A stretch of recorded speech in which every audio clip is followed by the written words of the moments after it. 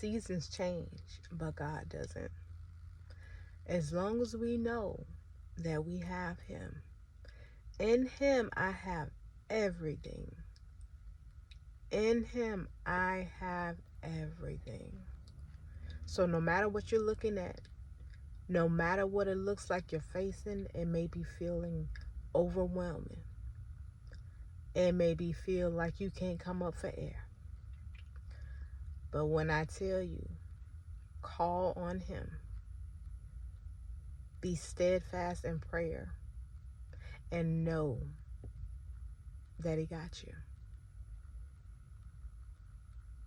There's people that are watching you go through trials, tribulations, and they're sitting there, they're watching. They're very much aware.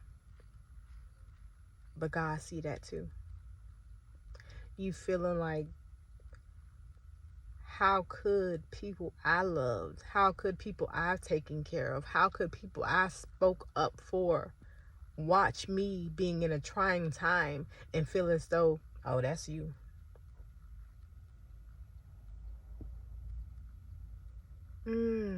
Okay. But instead of wanting to mistreat them because of how they're treating you, seek God. Seek God. And let God know, God, I don't feel good about this situation, this relationship I have with this person. The way they're showing up or not showing up for me, it doesn't feel good. And I want to avoid them. I want to not speak to them. I don't want to converse with them because the bitterness, the resentment toward them. No, give it to God. Give it to God. He will take care of it.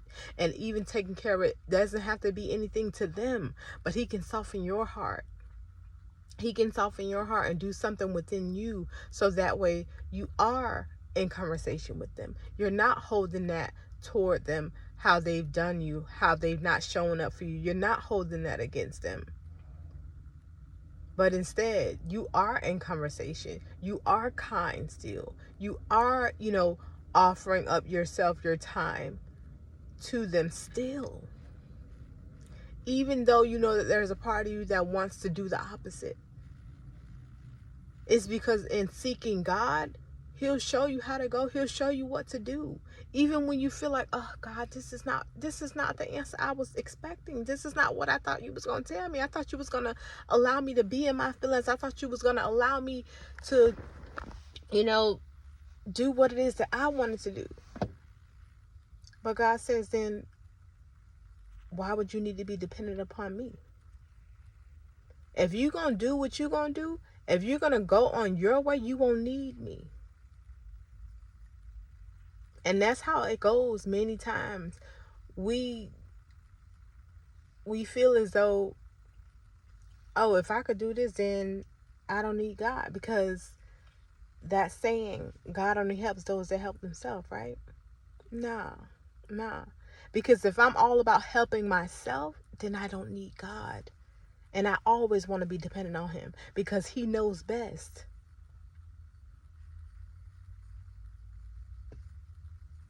He got it. So I know even when I'm in my feelings and the flesh, it's like, oh, don't do that for them.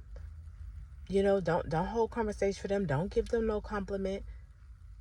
And God is like, no, show up anyway. Tell them they look nice anyway. Say hello anyway. Offer, a wellness packet to them anyway.